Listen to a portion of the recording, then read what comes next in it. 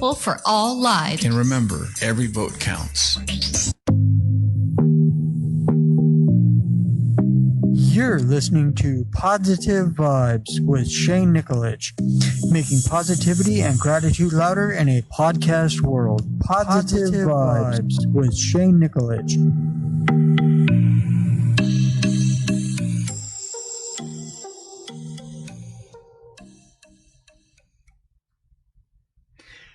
Good morning and welcome to this week's edition of Positive Vibes, making positivity and gratitude louder in a podcast world. This morning something came up and my guest was unable to make it this morning, but I'm just gonna roll with this, and I figured I'd just go ahead and continue where I left off last week, reading from the book I wrote, my autobiography, Live the Passionate Life and Quit Settling for Survival. And I think pretty sure where I left off.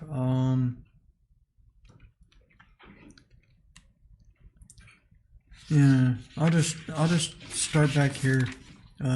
Just a few lines on the page before. I would love to be able to tell you that I stopped running away and started being a totally obedient child, but I kept it up and continued being a bad kid.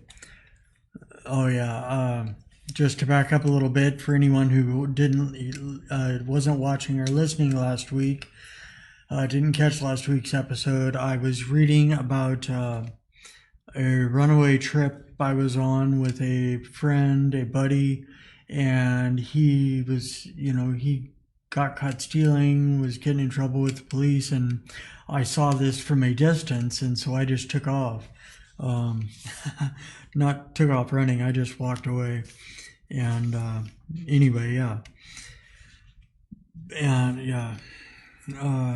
I would love to be able to tell you that I stopped running away and started being a totally obedient child, but I kept it up and continued being a bad kid.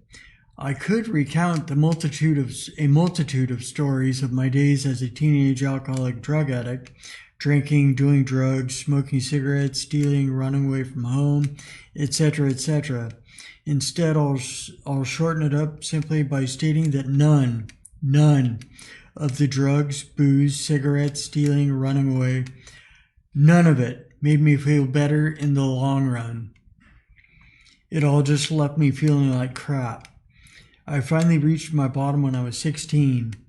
After spending 4.5 years in a self-imposed prison of booze, drugs, and good times, I found myself looking down into a bottomless pit, which was the remainder of my life, if I kept doing the stupid things I had been doing.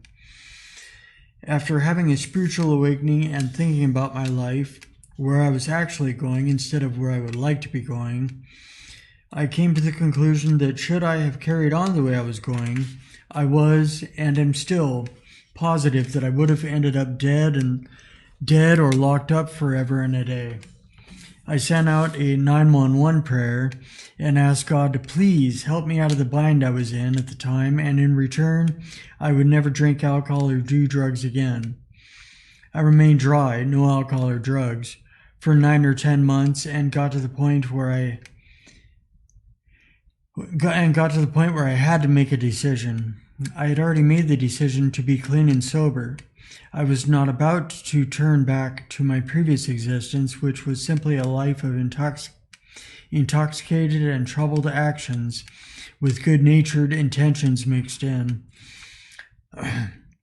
I was in a depressive mood in which I was feeling trapped with no route of escape. Looking back, I can see that I have been depressive since my brain injury, but I just self-medicated with alcohol and drugs, so I was never diagnosed as such. On this particular afternoon, however, I came up with the idea that since I wasn't going back to the alcohol and drugs, I would just kill myself. This would not only end my personal problems, but also the problems of those near to me that I was a constant disappointment to. That is where my twisted mind was at that time anyway. I was sunk so deep inside my depression I could not see the forest for the trees, and I figured that suicide was logically the simplest solution. Obviously, the Suicide King was not even in my hand, since a whole different hand was played that night. I got a couple of God shots that night, both being suggestions to go to a 12-step meeting. At the first suggestion from my mom, I thought, okay, I will go just to suffice my mom. My mom had been an active member of this program for many moons, as my stepdad was also. A few months earlier, I had moved in with them, as I had just returned from what was to be my last trip running away, and my house was in turmoil.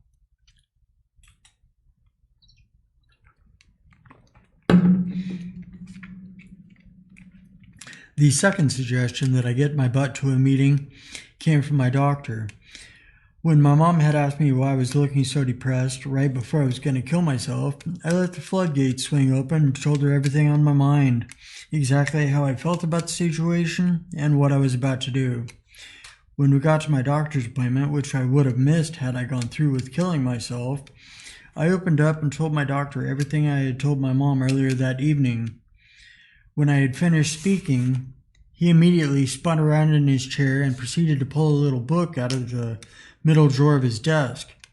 I recognized the book right away, as my mom had a copy of it in her pickup truck. It was a schedule for the local 12-step meetings. My doctor opened it up by chance to the right page and said, "Hey, there's a young people's meeting starting in town in about 15 minutes. You better get out of here so you can get there on time. Tell you what, I'll meet you there." I had thought I would just go along with the first suggestion just to appease my mom, but after the second suggestion was given to me within an hour of the first one, I took it as a sign that my going to that meeting was part of the master plan. I knew of the 12-step program and the fellowship since my mom and various other people in my life had been members for years. So I was familiar with the whole concept and felt comfortable going to the meeting that night. My mom dropped me off at the meeting, which had been at the same place for years. She had actually started that same young people's meeting with the help of her first sponsor when I had been only a few months old. It is all part of the plan. As soon as I walked into that meeting, I knew I was where I was supposed to be. Immediately I was welcomed by everyone in the room and shown where the coffee pot was. I had even known one guy already, as he was a classmate of mine at school. As I stated before, I knew of the program, but I paid close attention to the readings and discussions this night as never before, since my life depended upon it. I didn't really relate too much when it came to the circumstances of most of the people's stories, as I was only 17 at the time and had not had the opportunity to gain a house, wife, kids, cars, career, etc., let alone lose them. However, the major thing which I really connected to was the fact that we had all lost ourselves to alcohol, drugs, whatever other addictions we had, to the point where they had control over our thoughts and actions a lot more than we thought they did. I can only speak for myself and share my own opinions, so don't take what I say as something that is elsewhere written in stone.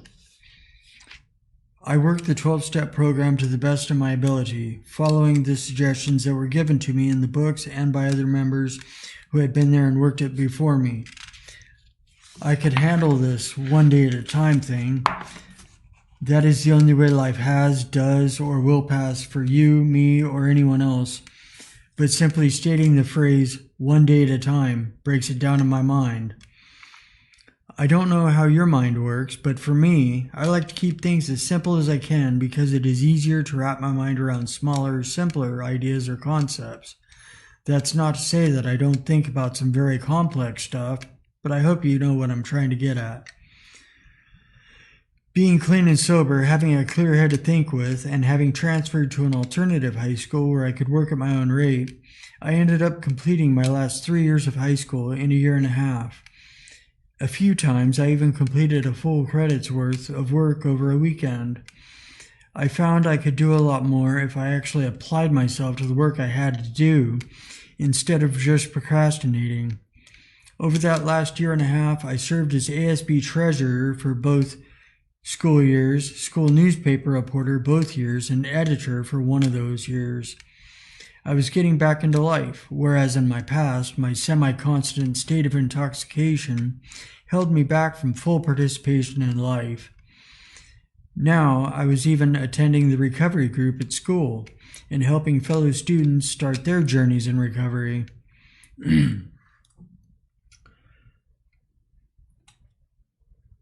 Oh, good morning, Ronald. Good morning from Tacoma. Good to see you in Leavenworth. Have fun there.